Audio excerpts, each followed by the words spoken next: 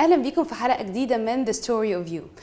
دايما واحنا بنتكلم عن الستارت ابس والافكار بنشوف في ناس تقع في الفخ بتاع هل انا لازم اطلع بكونسبت جديد، فكره جديده، فكره مش موجوده، ولا ممكن تبقى فكره موجوده بس اطور فيها والاقي كونسبت جديد.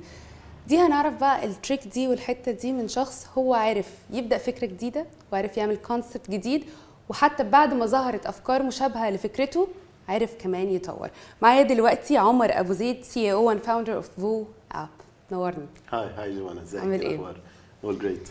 بص هنبتدي من اول بقى البرودكشن اللي ملوش اي علاقه بفو لغايه فو، قصه كده طويله احكيها لي.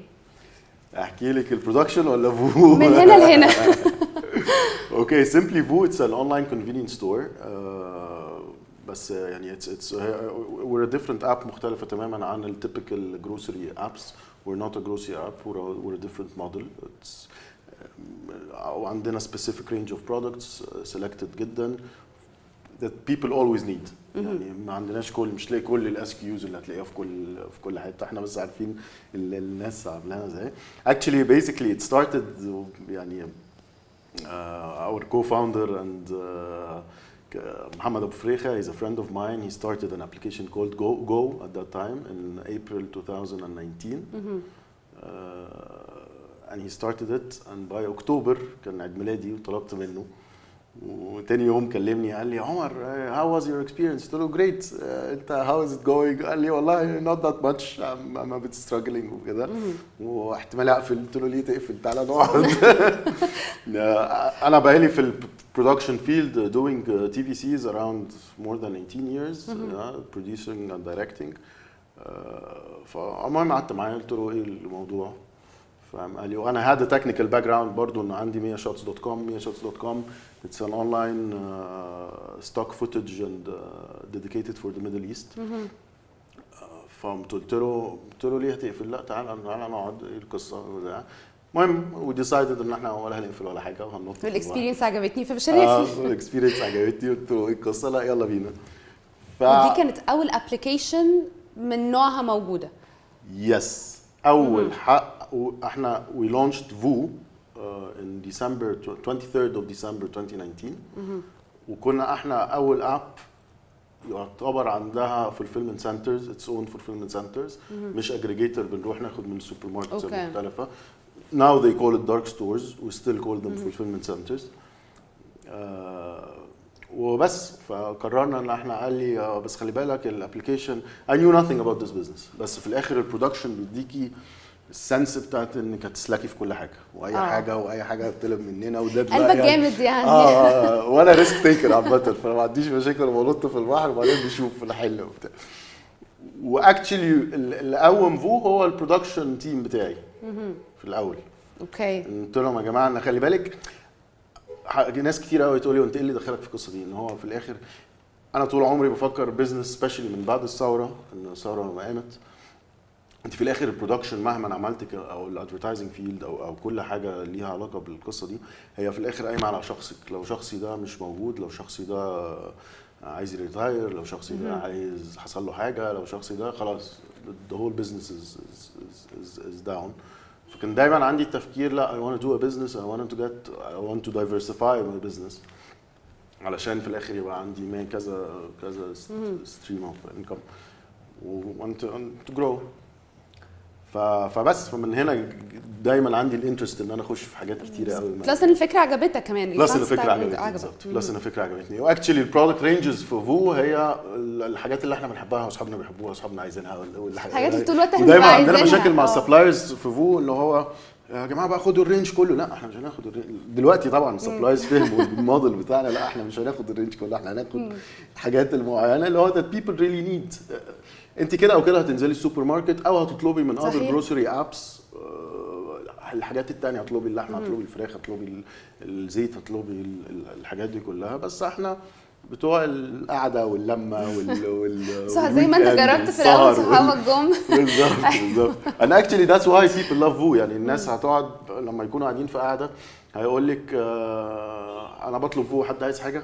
يعني فاهمين؟ مفيش يعني اتس يور بادي اب. فانيويز هرجع لك للنقطه. فقلنا يلا ننط في البحر. قال لي في تكنيكال ايشوز في الاب وي هاف تو ويت.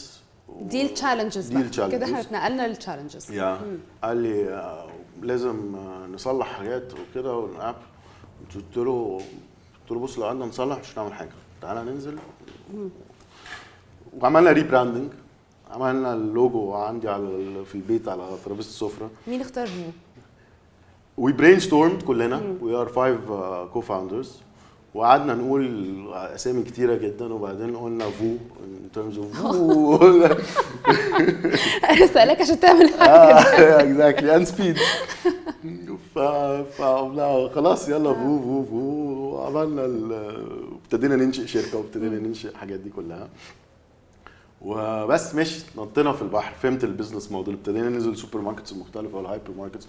كنا وقتها بنجيب البضاعه بتاعتنا من الهايبر ماركتس، واحنا بنروح نجيبها بعربياتنا ونحطها. وبعدين ابتدينا بقى نحل مشكله يعني مشكله في الدليفريه، هاو الاوبريشنز نفسها، هاو ريديزاين الاوبريشنز. بقيتوا بتحلوا المشاكل وانتوا ابتدينا ندرس يعني وانتوا موجودين اوريدي في الماركت. ندرس عارفه فيلم ذا فاوندر بتاع ماكدونالدز؟ بالظبط نفس الفكره. انت قعدت بتكسبلور لانه كنت ما انت قاعد لا ده مش نافع كده. وبعدين ان انت تاكوموديت 10 اوردرز ا داي غير ان انت تاكوموديت 80 اوردرز ا داي غير ان انت تاكوموديت 100 اوردرز ا داي غير. يعني حتى لغايه دلوقتي يعني احنا دايما عندنا انت مش هتقدر ابدا تفيجر اوت كل مشكله هتحصل ايه وتحط لها الحل بالظبط قبل ما تنزل، لان في حاجات انت ممكن ما تكونش متخيل ان هي تبقى موجوده، ما تبقاش متخيل ان ده تشالنج اصلا. طيب لما ابتديتوا في الاول خالص، بعد كده عدينا بكورونا، يعني انتوا ما لحقتوش وقت قليل قوي وجت بالظبط 3 شهور وجي وقت كورونا. دي اكتر حاجه ممكن نقول انها يعني depressing في الحياه. يعني بصي في الاول طبعا ما كانش الناس يعني ما كانش حد متخيل ان العالم هيشطب يعني. يعني العالم شطب، يعني العالم قفل. فما كانش حد متخيل. وبعدين كله كان متخيل فعلا انه هنقعد اسبوعين بس في البيت وبعدين الدنيا ترجع تاني. فالعكس الكورونا كانت opportunity ان هو الناس ما كانتش بتنزل. ارجع لك تاني للبرودكشن ان انت لازم تتصرفي بسرعه جدا. احنا اول يوم حظر في مصر كل الناس قفلت، صح. احنا قررنا ان احنا نفتح، وعملنا حطيت السجل التجاري والبطاقه الضريبيه بتاعتنا، عملت جواب موجه للضباط اللي في الشوارع ان احنا ابلكيشن وان احنا سوبر ماركت وان احنا دليفري. كان وقتها الدليفري فيج، يعني هم قالوا ما حدش يفتح، بس ما حدش جاب سيره الدليفري. فاحنا قررنا ومشيت، فبقينا الاب الوحيده اللي بتدليفر. قعدنا اول اسبوع فكله بقى في الواتسابس بتاعت الكومباوند والحاجات دي كلها. كله ابتدى يشير الاب وداونلود. ومن هنا ستارتد انه يعني هنطلق لك كمان نقطه انك ذاتس اور مين ماركتنج بيلر، الورد اوف ماوث. يس طبعا اكيد، سبيشالي الاكسبيرينس كمان، لانه حد جرب. احنا في ابلكيشنز كتير قوي دلوقتي متعلقه بفكره حتى الريتيل والدليفرينج كتير قوي، حتى ممكن بقينا متلخبط في اسمائها، بس الاكسبيرينس فعلا هي اللي بتفرق. سبيشالي ان كلنا دلوقتي بقينا على طول مع بعض واتساب، حد عايز يجيب حاجه من حته فبقت زي ما انت قلت وورد اوف ماوث. طيب احنا خلصنا الحمد لله التشالنجز دي وفو went viral. لا وكنا من ضمن التشالنجز ان احنا قررنا نمشي مانيوال. يعني احنا مشينا في كل حاجه مانيوال من غير اي ار بي سيستم ومن غير يعني كل حاجه مانيوال، يعني كل حاجه ربنا بس اجان المانيوال ده خلاكي ان انت حتى وان يو ديفلوب بتقعدي تجربي كذا حاجه، وحتى لما تظبطي الحاجات دي ان اوتوميتد بتوتوميتيها بيزد على الفلو بتاعك، الورك فلو كله بتاعك. فالعكس فادتنا، والعكس اتس اور باك اب انه لو حصل اي حاجه تقدروا تتصرفوا على طول. بالظبط تقدروا تتصرفوا على طول، صح. والتيم بتاعنا بالعكس لا دايما معروف المانيوال بيعلم اكتر في اي حاجه بقى على طول. طيب ايه اللي جاي بقى الفو؟ يعني انت ناوي تديفلوب اكتر ازاي؟ ايه اللي شايف انه ممكن بعد كده تعمله تاني الفو؟ اكسبانشن. احنا لسه هنكسباند في حاجات كتيره قوي. زي ما قلت لك احنا مش بنكسباند ان احنا في الاخر فو اتس موديل، اتس سبيشال موديل انه وير تارجتنج. يعني احنا ابلكيشن بيخدم نيدز معينه للناس او ناس يعني we're a niche app. فعندنا السنه دي 2023 اكسبانشنز للاسف كانت المفروض تحصل في 2022 بس مع الحرب العالميه الثالثه الدنيا اتاخرت. ان شاء الله تحصل، ان شاء الله تحصل في الفتره. لا يعني اللي هو كان هممنا اكتر ان البيزنس يقدر نحافظ على البيزنس اكتر ما اكسباند وخلاص. ف especially ان احنا برضو اب معناش we don't have any VCs or investors. مش ناس كتير قوي بتصدق الموضوع ده. فالعكس السنه دي هنعمل اكسبانشنز في لوكيشنز كتيره مختلفه. ممكن حد دلوقتي and we have other verticals in mind hopefully نعملها by 24 ان شاء الله. لا ان شاء الله. طيب ممكن حد دلوقتي بيسمعنا بيقول طيب فاين ليه ممكن فو تبقى محتاجه payment patterns او payment methods مختلفه؟ يعني على قد لا هنحتاج حاجه من السوبر ماركت، حاجه واحنا قاعدين مع اصحابنا، ليه ممكن نحتاج ده؟ انت شايف انه ليه احنا again it's under the umbrella of convenience. يعني you need convenience, you need value, you need pay other payment methods بس you need يعني قصدي في الاخر it's convenience. طب انت بتستخدم الموضوع ده؟ انت بتستخدم عامه بتقسط حاجات؟ ساعات زي ايه؟ اغرب حاجه ايه؟ لا انا كعمر يعني برودكشن فعارف انت بتعمل ايه. راسي شويه في الموضوع ده بس قسط عقارات قسط حاجات كبيره بس خلي بالك انا فاليو ما بعتبرهاش يعني انا فاليو فور مي بعتبرها بيمنت ميثود كانك زي كريدت كارد يعني. طيب شايف دلوقتي عامه الماركت ايه اكبر تشالنجز موجوده فيه بالنسبه لفو؟